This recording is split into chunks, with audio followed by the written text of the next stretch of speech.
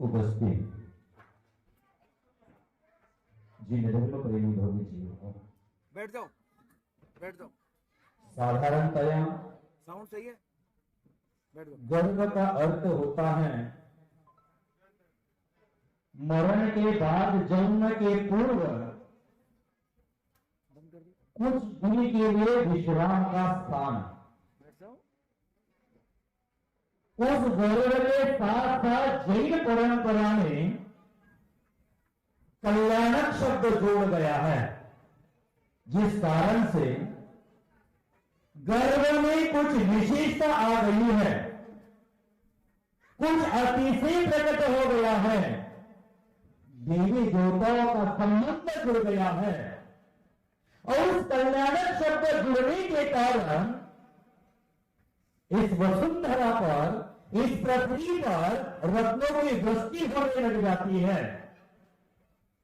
आप कुमारिका के साथ साथ छप्पन कुमारिका सेवा में नियुक्त की जाती है।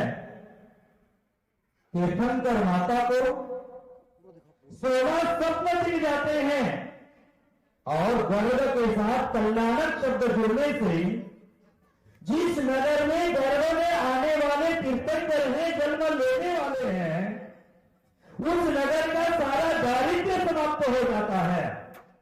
क्योंकि गर्भ में बालक आने के पहले 6 माह और उपरांत 9 माह कुल मिलाकर 15 माह शरीर के द्वारा उस धरती पर रत्नमयी वृष्टि की जाती है और उस पृथ्वी को कनकमय बनाया जाता है, सुवर्णमय बनाया जाता है, मात्र गर्भ के पीछे कल्याणक शब्द जोड़ने से।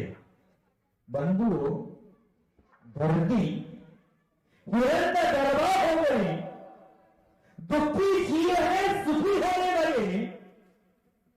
इसलिए सुखी होने लगे कि परमात्मा होने वाला जीव है वो किसी पवित्र मां के गर्भ में अवतरित हो गया है।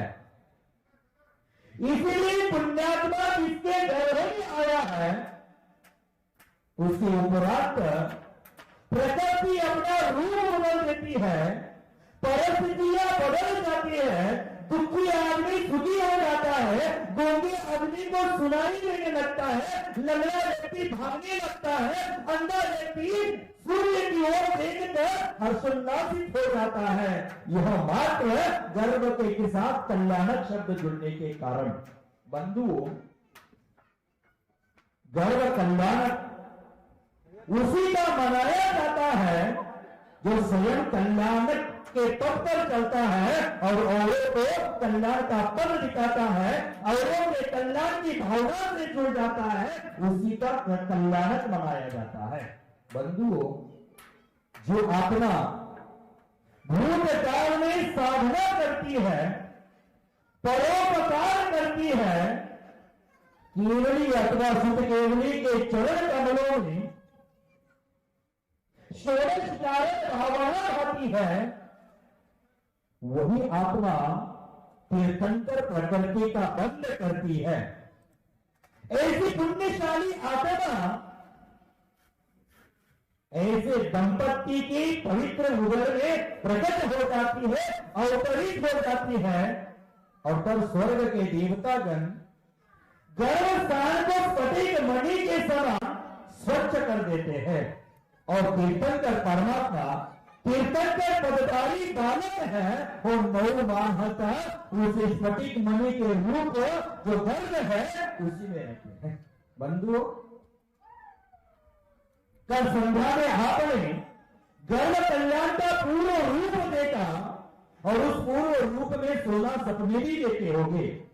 गर्भ शोधन की क्रिया देखे आप देखने वाले होंगे। देखा जाए, सोचा जाए तो गर्भाधान की क्रिया एकांत में की जाती है, गुप्त में की जाती है, लेकिन यहाँ गर्भधान की क्रिया स्वर्ग में देवता आकर कर रहे हैं, उस गर्भ शोधन का कार्य कर रहे हैं, उस गर्भ को पवित्र बनाने का कार्य कर रहे हैं, उस गर्भ को निर्मल बनाने का कार्य कर रहे हैं और उसी पवित्र गर्भ में तीर्थंकर बालक है जो भविष्य में तीर्थंकर होने वाला है, उस पवित्र गर्भ में 9 माह निवास करेगा। बंधु, इस जगत में करोड़ों माता बहनें ऐसी हैं इस विश्व में, करोड़ों माता बहनें ऐसी है उन्होंने गर्भ धारण किया है, लेकिन प्रत्येक गर्भ में तीर्थंकर नहीं आते और प्रत्येक मां जो गर्भधारण करती है वह प्रत्येक जगह गर्भ कल्याणक नहीं मनाया जाता है। बंधु, सैकड़ों स्त्रियां सैकड़ों पुत्रों को जन्म देती है, लेकिन एक तीर्थंकर माता है, तीर्थंकर जैसे बालक को जन्म देती है, वो सबके नसीब में नहीं होता है।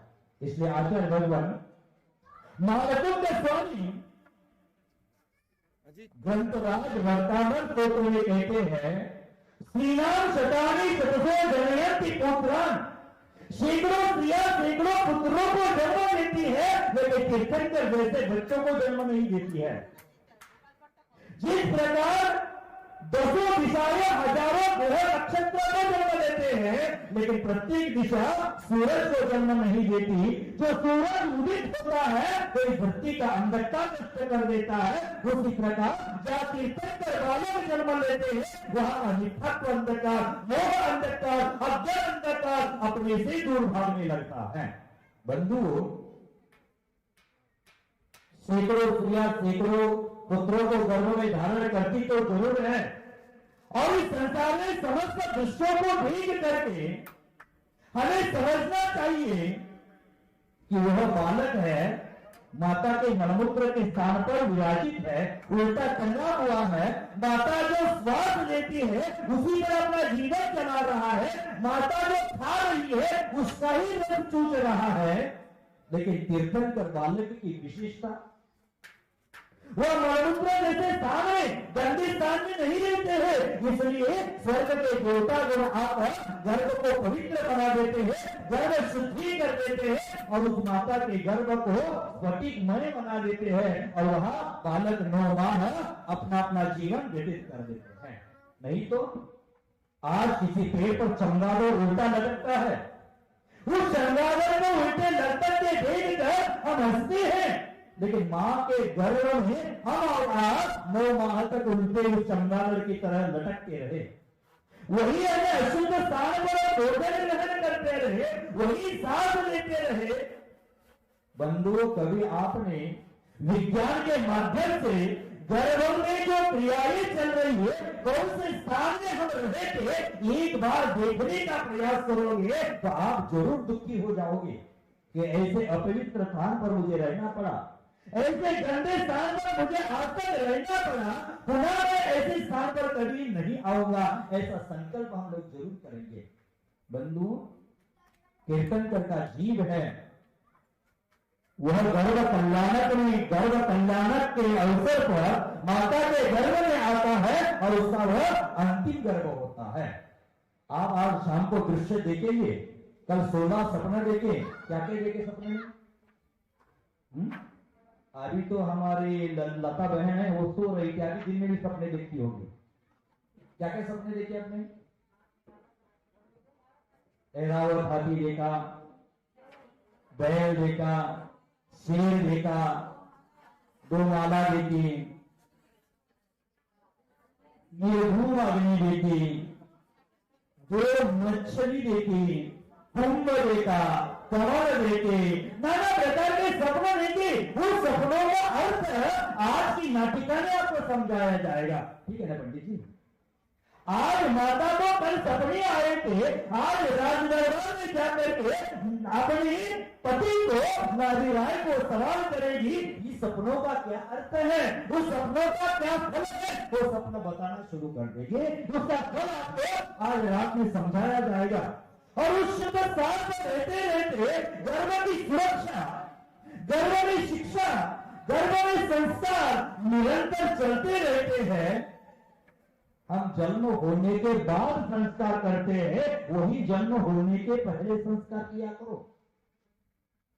आप में कहीं माता बहनें गर्भाधान करती है लेकिन गर्भ संस्कार करना भूल जाती है। मैंने सुबह ही कहा था कि जैनाचार्यों ने महापुराण ग्रंथ में 53 प्रकार के संस्कार गए हैं। 3 माह होने के बाद 9वें माह तक वो संस्कार की विधि बताइए। आज ऐसे गर्भ संस्कार के माध्यम से एक भी बच्चा पैदा नहीं हो रहा है।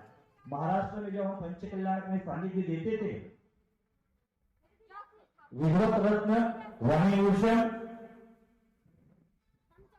प्रतिष्ठाचार्य पंडित दीपक जी हुकादे वहां रहते थे और गर्भ संस्कार की क्रियाएं करते थे। पंडाल में लगभग 400, 500, 800, 1000 तक महिलाएं होती थी। गर्भ संस्कार की क्रिया होती थी और गर्भधान धारण करने वाली अगल बगल की महिलाएं वहां आती थी और ऐसी पंडाल में गर्भ संस्कार की क्रियाएं होती थी। आगे जाकर वो बच्चा संस्कारित होता था, गर्भ से रुचि पैदा करने वाला होता था। ऐसे संस्कार हमें आज करना जरूरी है। हाँ, 8वां आता है, 8वां में सब कर लेते हैं, लेकिन पहले से संस्कार की विधि हमें करना जरूरी है, आवश्यक है। और उस गर्भ में गर्भ की सुरक्षा, गर्भ की शिक्षा, गर्भ की संस्कार निरंतर करते रहते हैं और गर्भ के संस्कार अष्ट कुमारियों का द्वारा दिए जाते हैं। बंधु, आपको पता होगा अभिमन्यु अपनी मां के गर्भ में सीख गया था कि चक्रव्यूह में कैसे प्रवेश किया जाता है और मां का हल्का सा प्रभाव, उस माता का हल्का सा प्रभाव, वो कथा सुनते सुनते उसको नींद आ गई और बच्चे पर प्रवेश करने के संस्कार हो गए, बाहर निकलने के संस्कार नहीं हुए। माता का हल्का सा प्रभाव है अभिमन्यु के प्राण निकलने के लिए निमित्त बना। इसलिए पंडाल में आकर सोना नहीं, धर्म प्राण पर जाकर सोना नहीं, वहां जितने भी संस्कार होते हैं वो संस्कार अपने को धारण करना है। तो अभिमन्यु गर्भ में संस्कारित हो गया। मुझे विज्ञान के द्वारा एक प्रचलित प्रसंग मैंने एक बार पढ़ा था, समय काफी हो गया है और आगे का भी मैंने कंडीशन दिया है कि इससे पहले ही भोजन होना जरूरी है। इसके पहले भोजन होना है तो मुझे भी समय पर छोड़ना भी जरूरी है, लेकिन प्रसंग आज के प्रसंग में बोलना जरूरी है। देखो, एक वैज्ञानिक का प्रसंग मैंने पढ़ा था। अमेरिका में परराष्ट्र में एक माता गर्भवती हो गई, डॉक्टर के पास ले गए, ऐसे स्थान पर ले गए, वो डॉक्टर था, उसका क्लिनिक था समंदर किनारे एक खाड़ी में था। क्या बोलते हैं खाड़ी को? जहां चारों बाजू से पर्वत पत्थर होते, बीच में पानी जमता है, उसको जो आपको समझना है समझ लो।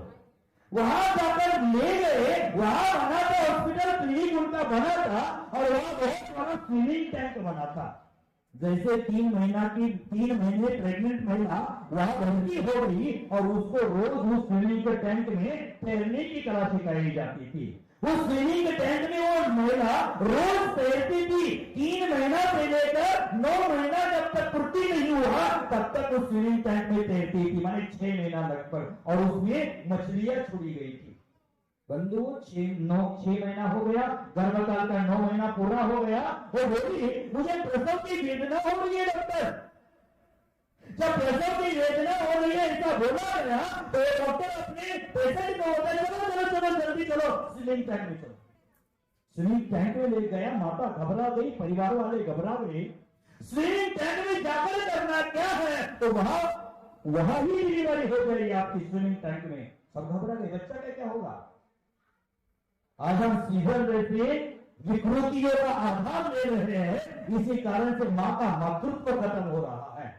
मैंने बचपन में देखा है, विजय जी यहां विराजमान है, भागलपुर से आए हुए सुभाष जी बैठे हैं, देवेंद्र भाई जी बैठे हैं, बगल में नरेंद्र जी बैठे हैं, पीछे बहुत सारे श्रेष्ठीगण बैठे हैं। उन्होंने बचपन में देखा होगा उनकी मां जब घर से बाहर निकल जाती थी, भले तीर्थाटन के ले जाए, किसी रिश्तेदारों के मामूली कार्य ले जाए, तो बच्चा को घर में छोड़कर कभी नहीं जाते थे। कि सुभाष जी ठीक कह रहा हूं ना, 10, 12 साल, 15 साल का बच्चा भी लेकर वो तीर्थाटन के लिए जाती थी। तो आज विकृति आ गई, हमारी महिला साल भर का बच्चा सास ससुर के भरोसे अथवा मेल के भरोसे, भाई भाई के भरोसे छोड़ करके पिकनिक मनाने जाती है। कारण क्या है? पहले की माँ थी वो नेचुरल डिलीवरी होती थी, नॉर्मल डिलीवरी होती थी, प्रसव की वेदना रहती थी, उसके अंतर हृदय में अपने बच्चों के प्रति मातृत्व बनाता था और अपने बच्चों को छोड़कर वो रहना पसंद नहीं करती थी। लेकिन आज की माता 9 महीना होने के बाद पेट फाड़ती है, सीजर कराती है, बिना वेदना के बच्चों को जन्म देती है। इसी कारण से आज माता अपने बच्चों के प्रति प्रेम कम होता जा रहा है, मातृत्व कम होता जा रहा है, वात्सल्य कम हो जाता है। और अपनी माँ है अपने बच्चों को स्तनपान नहीं कराती है, अपने सौंदर्य की रक्षा करने के लिए उसके मुख में बोतल थमा देती है। बचपन में दूध की बोतल आ जाती है। देखो हमारी जिंदगी कैसे शुरू होती, कैसे खत्म हो जाती है। पहले बचपन में दूध की बोतल आती है, जब बच्चा स्कूल जाता है तो वाटर की बोतल आती है, कॉलेज में जाता है तो 10वीं कक्षा तक जाता है तो सॉफ्ट ड्रिंक की बोतल आती है, कॉलेज लाइफ में जाता है तो बियर की बोतल आती है, और थोड़ा बड़ा होता है तो शराब की बोतल आती है, और शराब पीते पीते बीमार हो जाता है, अंत में दवाई की बोतल आती है। हमारा जिंदगी बोतल से शुरू होता है और बोतल से खत्म होता है। ताली बजाने वाले ध्यान रखना, ताली बजाने वाले ध्यान रखना। अपने बच्चों के मुख में उसको बोतल मत थमा देना, माँ का स्तनपान उसको करा देना। माँ के स्तनपान में जो शक्ति है वह हर के दूध में आपको मिलने वाली नहीं है। तो माँ अपना मातृत्व भूल गई है क्योंकि उन्होंने प्रसव की वेदना ही सहन नहीं की है। कहीं कहीं आपके यहाँ भी देखा जाता है जो महिला है 8 माह 9 माह का गर्भ लेकर के खेत में काम करती है, दुकान में काम करती है, आके घर में आकर बर्तन पोछा भी करती होगी, उनकी सामान्य डिलीवरी होती है। और हमारी महिलाएं 3 महीना होने के बाद देर से नीचे उतरती ही नहीं है, लेकिन उसका सीजर करना पड़ता है। कारण क्या? हमने शरीर को श्रम देना बंद कर दिया। शरीर को स्नेह देना चाहिए, शरीर को काम देना चाहिए। पैसा सबके पास है, लेकिन पैसे के पीछे लगकर हमारे शरीर को कमजोर नहीं बनाना चाहिए।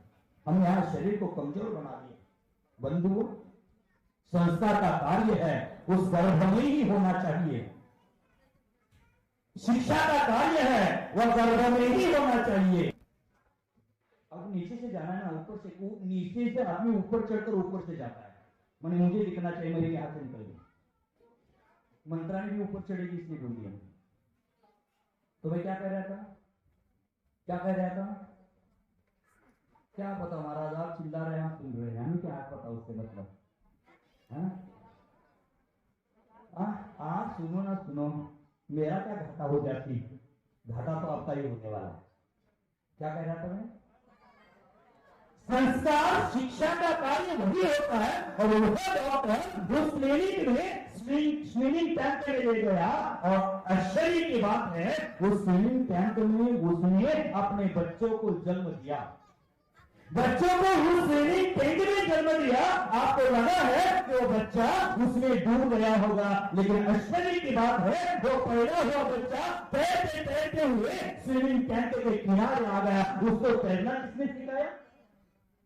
जो स्विमिंग टैंक में जाते थी उसमें मछली थी और वो मछली उस माँ के गर्भ के इर्द गिर्द तैरती थी, दौड़ती थी, घूमती थी। उस मछली ने उस गर्भ में उस बच्चों को तैरना सिखाया था। गर्भ के संस्कार की इतनी महत्ता होती है, गर्भ संस्कार का इतना महत्व होता है, इसे गर्भ संस्कार करना जरूरी है। आज गर्भ कल्याण के मंगलिक कार्यक्रम में शाम के समय में निरंतर संस्कार देने का, निरंतर शिक्षा देने का और निरंतर माता की सेवा करने का कार्य अष्ट देवियों के द्वारा, अष्ट कुमारियों के द्वारा आज हमारे इंद्र महाराज है। उस समय माता की सेवा करने के लिए 8 कुमारिका 8 देवियों को नियुक्त करेंगे। और उसमें कौन कौन सी देवी है? हमारी बच्चियां देवियां बनी है। कौन कौन सी देवियां बनी है? श्री देवी, री देवी, बुद्धि देवी, लक्ष्मी देवी, शांति देवी, धृति देवी, आगे आगे देवियां बनी है। लेकिन उन देवियों का काम क्या है? जैनाचार्यों ने कहा है जो 8 प्रकार की देवियां नियुक्त की जाती है उसमें श्री देवी, वो श्री देवी नगीना वाली नहीं, तू मेरा सफेदा मैं तेरी नागिन वाली नहीं है। सुभाष जी ठीक बोला ना? हाँ तेरी नागिन तू मेरा सफेदा अमरीश पुरी का है क्या? किसका है? हाँ? एक नगीना भी है और एक नागिन भी है। 100 साल पुराना नागमणि होता है उसके मस्तक में। आदि आदि मैंने भी बहुत सारे मूवियां देखी है। ज्ञान की प्रजा त्रिकालवर्ती होती है, वो भूलती नहीं है, वो भी मुझे याद है। आज मैं देखता नहीं हूँ, फिर आपके छोटे छोटे बच्चों के माध्यम से मुझे यह भी पता चलता है। वाह, तो मैं पिछला देखा हुआ कैसे भूल सकता हूँ?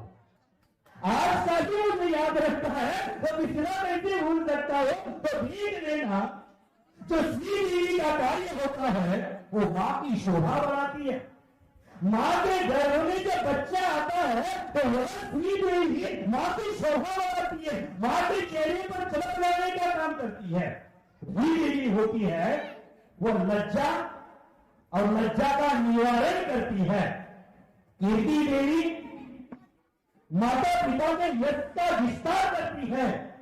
बुद्धि देवी माता के ज्ञान को बढ़ाने का कार्य करती है। लक्ष्मी देवी नगर का दारिद्र्य समाप्त करने का कार्य करती है। शांति देवी वातावरण को, माहौल को बनाए रखती है।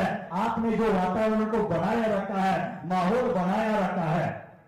मैं आपके नगर में लगता है 30 जनवरी को पहुंचा था, सही है ना? मेरी याददाश्त अच्छी हो तो मुझे ठीक लगता है कि मैं 30 जनवरी को यहां पहुंचा था। 31 जनवरी को भक्तामर विधान भगवान आदिनाथ के निर्माण कल्याण के उपलक्ष्य में प्रारंभ हुए थे। 17 तारीख को वो चले और बीच बीच में नाना प्रकार के मार्गदर्शन मंत्रिमंडल मांग रहा था, हम दे रहे थे। और जिस समय पंडाल का शुभारंभ करना था उस समय मुझे यहां लेकर आए थे।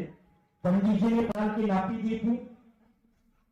हमने सोचा था कि हमारे गांव में 34 घर है महाराज, लोग कितने आने वाले हैं, हम 20 फुट पंडाल कम कर देते हैं।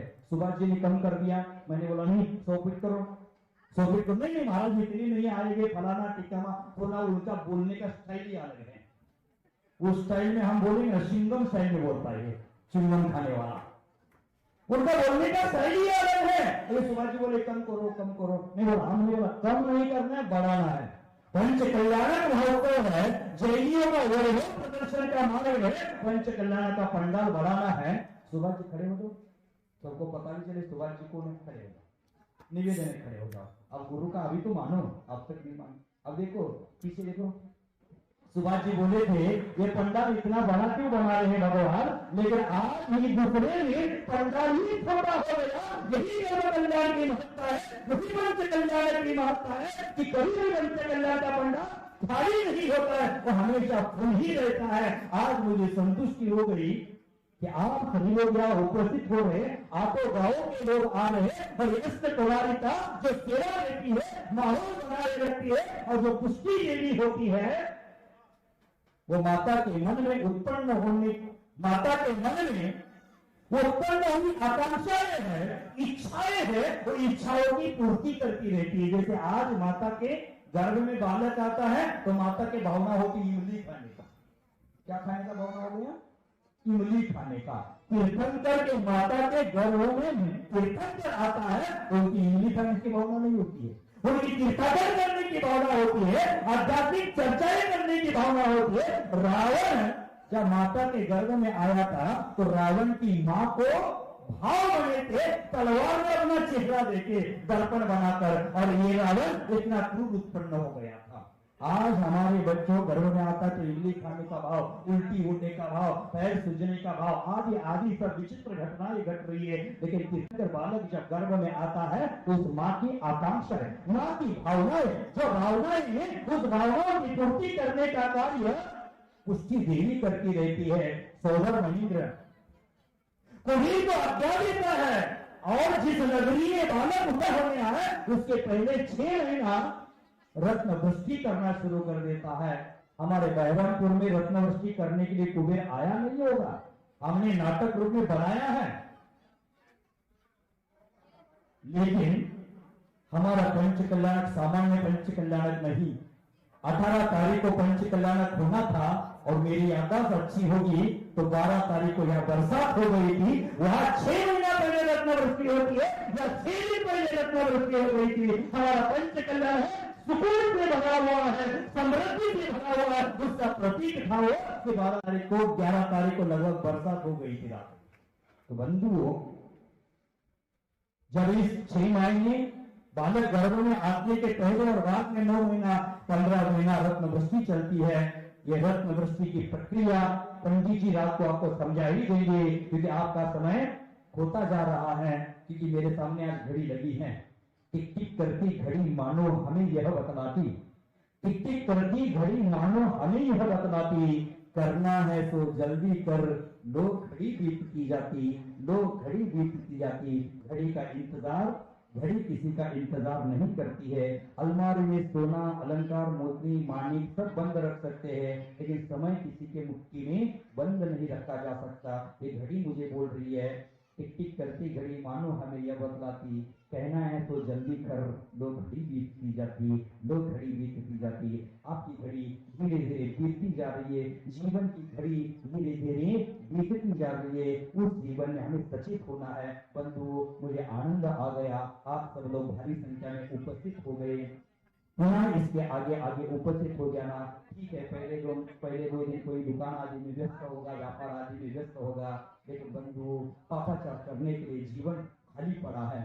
हम जिंदगी भर पापाचार करते ही रहे हैं, लेकिन हमारे नगर में एक भाषा को परमात्मा बनने की प्रक्रिया चल रही है। कम से कम 6 दिन में पापाचार को छोड़ करके पुण्यार्जन करने के लिए अपने अनुष्ठान बंद करके पंडाल जी में आना आपको आवश्यक है।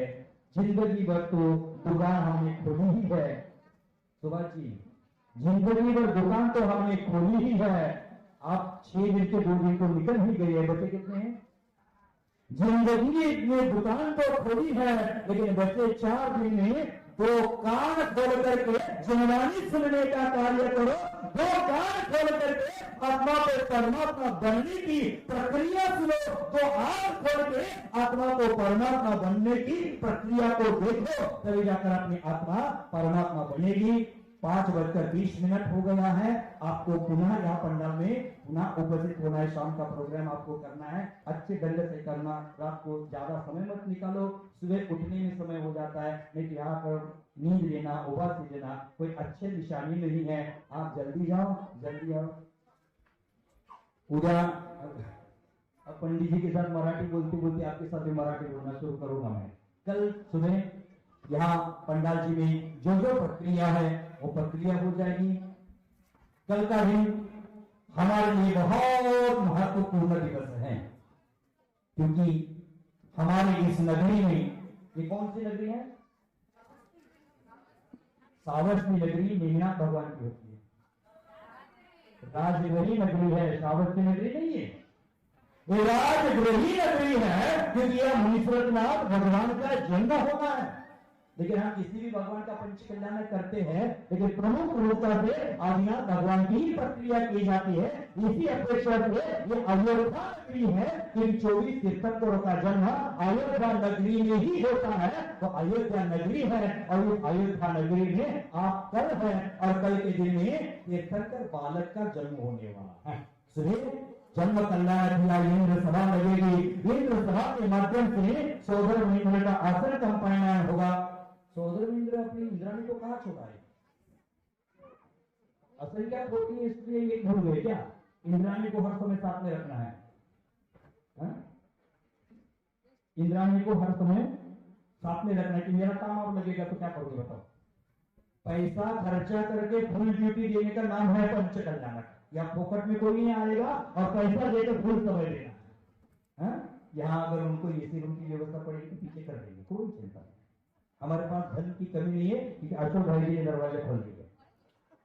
जहाँ बड़ा डैम होता है ना, और बड़ा डैम होता है उसमें पानी का संग्रह बहुत होता है, उसमें छोटा सा छेड़ा भी हो जाए तो इतना पानी बह जाता है, उसका कोई पार नहीं कर सकते हैं। और यहाँ तो हमारे अशोक भाई जी ने तिजोरी का दरवाजा भी खोल दिया। हमारे ये पंच कल्याण प्रभाव के माध्यम से बहते बहते या भैरवपुर से पश्चिम बंगाल से ये सिखाती महाराष्ट्र तक पहुंचने वाली है। इतनी प्रभावना इसमें होने वाले, जिसमें कोई दो राय नहीं है। तो यहाँ से पुनः जुलूस के साथ, यहाँ की प्रक्रिया होने के बाद, प्रवचन सभा होने के बाद जुलूस के साथ कीर्तनकर बालक को सौरभ इंद्र उठा करके पांडु शिला पर जुलूस के साथ ले जाएंगे और वहां जाकर कल जन्माभिषेक बड़े धूमधाम से होगा और जन्माभिषेक हो जाएगा। तो बंधुओं ध्यान रखना, हमने तीर्थंकर माता पिता को बोला ही है, हमारे घर में बच्चा जन्म लेता है तो हम मिठाई बांट देते हैं। यहाँ तो कल पहले के नाम जन्म लेने वाले हैं, वो तो मिठाई बांटेंगे ही बांटेंगे। लेकिन आप सभी लोगों को कान खोलकर सुनना है। कान खुले हैं क्या आपके? बंद हैं? किन किन के खुले? हाथ ऊंचा करो। किन किन के हाथ खुले? हाथ ऊंचा करो। कान विजय जी, आप सबके कान खुले हैं। मिठाई तो तीर्थंकर के माता पिता समाज को बांटे ही बांटेंगे। लेकिन आप सबको मेरा आदेश है, आज्ञा है, मैं हमेशा निवेदन करता हूं, लेकिन आज आदेश कर रहा हूं, आज्ञा कर रहा हूं कि हमारे घर में जो दाई भाई दुकान में नौकर है उनको पर मिठाइयां बांटो, उनको भी पता चले कि जैनियों के भगवान जन्म लिए हैं। इस तरह में खुशी का तोहफा मिल रहा है। दिवाली में उस पर गिफ्ट मत देना। कल सभी लोग अपने दुकान में, घर में जितने काम करने वाले नौकर है, साथ है, दाई भाई है, सबको मिठाइयां बांटो। हमारे यहाँ जितने भी यहाँ पंच कल्याण के उपलक्ष्य में कार्य करने वाले लोग हैं उनको मिठाइयां बांटो। हम महाराष्ट्र में घोषणा करते थे 100, 200, 300, 400, 500 बोरा शक्कर इकट्ठा होता था और वह शक्कर रात के जुलूस में पूरे गांव में बंटवाते थे। आप यहाँ वो संभव नहीं है। आपके नौकरों को आज कौन कौन देगा? हाथ ऊंचा करो। आप सबके हमारे खुश हो गए। हमारे घर में हमारे हम तो नौकर है और कौन नौकर है? दूसरा कौन नौकर है? हमें एक दिन मिठाई मिल जाएगी। ठीक है, सभी लोग अपने अपनी अपेक्षा सबको बांटना जरूरी है। पंच कल्याण पंडाल में आकर जो गुरु ने आदेश दिए उसको नहीं पालोगे तो भविष्य में दुख झेलना पड़ेगा। आप सबको बांटोगे ना? मुझे तो भरोसा है, मुझे तो भरोसा है। मात्र बहरमपुर की नहीं, बाहर से सनमती नगर, जियागंज, लालगोला, मिर्जापुर, औरंगाबाद, बलिया, जहां जहां से लोग पहुंचे हैं उनको सबको बांटना है और उनको भी बताना है, अरे हमारे यहाँ भगवान जी जन्म लिए है, भगवान जी जन्म लिए। तो यहाँ प्रवचन के उपरांत जुलूस के साथ वहां पांडुशिला पर जाएंगे। पांडुशिला प्रतिदिन बनाई जा रही है, वहां पांडुशिला पर भगवान जी का अभिषेक होगा और अभिषेक के उपरांत दोपहर की क्रिया आज शाम को पंडित जी आपको सब बता देंगे। उसी अनुसार सब कार्य होगा। जिनवानी बोलते हैं आपको आगे के कार्य की छूट कर।